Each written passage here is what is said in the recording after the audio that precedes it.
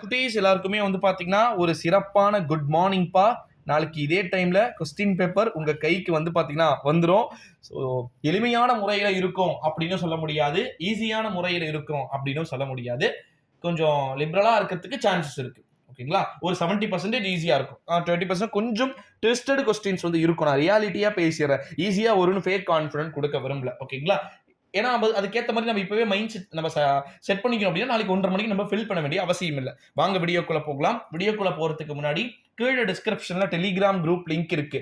தமிழ் மீடியத்துக்கு தனி material, English மீடியத்துக்கு தனி material எல்லாமே பக்காவா கொடுத்துருக்கோம். அது மட்டும் இல்லாம வித் மாடல் கொஸ்டின் பேப்பரோட கொடுத்துருக்கோம்.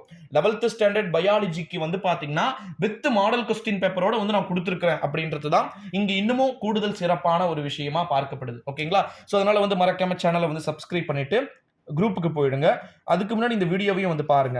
ஃபர்ஸ்ட் வந்து பாத்தீங்கன்னா உயிரியல், அதாவது பயாலஜிக்கான எக்ஸாம் வந்து நாளைக்கு நடைபெற போகுது. மண்டே.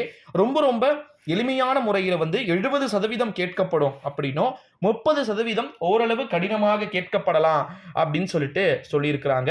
இந்த ஒரு சூழ்நிலையில தான் ஃபர்ஸ்ட் செக்ஷன் 1ல வந்து பிரிவு 1ல என்ன கேட்க போறாங்க அப்படின்னா தமிழ் மீடியத்துக்கு உயிரி தாவரவியல் அப்படின்னு சொல்லிட்டு, அதாவது பயோபாட்டனி அப்படின்னு சொல்லிட்டு கேட்பாங்க. அதெல்லாம் ஃபர்ஸ்ட் 8 1 மார்க் வந்து கொடுக்க போறாங்க. அந்த 8 1 மார்க்ல நீங்க 4 இல்ல 5 தான் புக் பேக்ல இருந்து வரும். கண்டிப்பா 3 ட்விஸ்ட் பண்ணி தான் வந்து கேட்பாங்க. ஏன்னா இது வருஷம் நடந்துகிட்டு வரது தான். அடுத்தது செக்ஷன் 2ல அப்படியே நீங்க போனீங்க அப்படின்னா 8 வரைக்கும் 1 மார்க் முடிச்சுட்டு 9ல இருந்து 14th வரைக்கும் 2 மார்க் கொடுத்துருவாங்க. அந்த 2 மார்க்ல 6 கொடுத்துட்டு அந்த 6 2 மார்க்ல ஒரு கம்பல்சரியை கேட்டுட்டு மீதி 3 எழுதி நீங்க 8 மார்க் எடுக்கிற மாதிரி இருக்க போகுது. இது 2 மார்க் சாப்டர். அது முடிச்சிட்டீங்க அப்படின்னா அப்படியே 3 மார்க். அதுல வந்து கிட்டத்தட்ட அதுலயுமே ஒரு 5 கொஸ்டின் கொடுத்துட்டு புக் பேக்ல 2-3 தான் இருக்கும். மீதி ட்விஸ்டட் கொஸ்டினா தான் இருக்கும். அதுக்கு தான் வந்து குரூப்ல வந்து மறக்காம ஜாயின் பண்ணிக்கோங்க அப்படின்னு சொல்றேன். ஸோ 5 கொஸ்டின் கொடுத்துட்டு அந்த 5 கொஸ்டின்ல வந்து எதனா ஒரு 3 கொஸ்டின் எழுதுற மாதிரி இருக்கும். அந்த 3ல 1 கம்பல்சரி. ஓகேங்களா? ஒளிச்சேர்க்கையின் ஏதேனும் 3 முக்கியத்துவம் தெரியுமா? டிஎன்ஏவின் சிறப்பியல்புகள் தெரியுமா? Write the characters features of DNA. 11th standard biology உங்களை தான் கேட்கிறேன். தெரியும்னா மறக்காம இதெல்லாம் எழுதுங்க. இதெல்லாம் வரப்போற questions.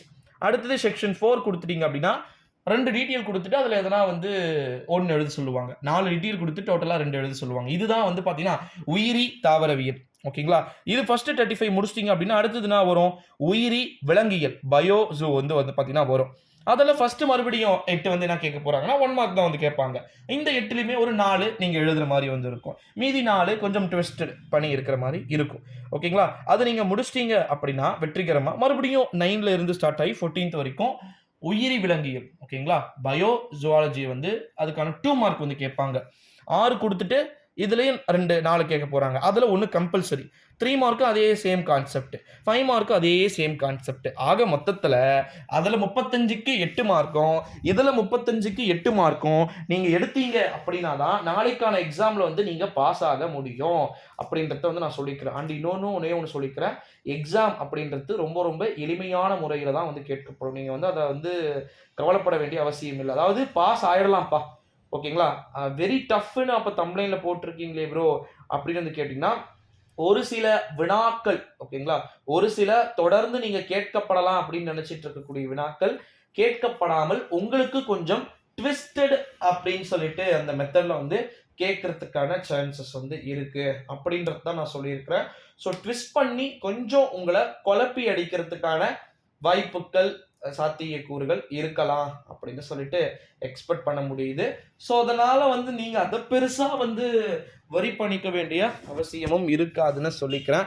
So 11th standard biology public exam வந்து பார்த்தீங்கன்னா ரொம்ப ரொம்ப எளிமையான முறையிலேயே வந்து கேட்கறதுக்கான வாய்ப்புகளும் சாத்தியக்கூறுகளும் இருக்கு. நீங்க பெருசா வந்து கஷ்டப்படாதீங்க. நான் சொன்ன மாதிரி தான் ஃபர்ஸ்ட் 8 மார்க் அதுலயும் இதுலயும் அதுல 4 இதுல 4 எடுத்துடலாம். மீதி எல்லாம் ட்விஸ்டட் கொஸ்டின்ஸா தான் வரும்.